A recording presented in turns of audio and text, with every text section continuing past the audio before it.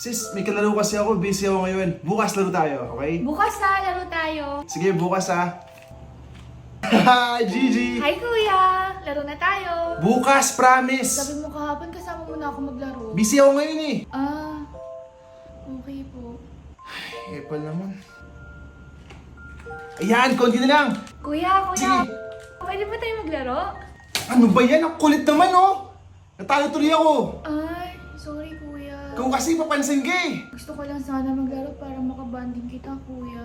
Bukas nga tayo maglalaro, di ba? Bukas! Okay po kuya. Doon ka na nga! Pakadrop naman oh, istorbo naman eh.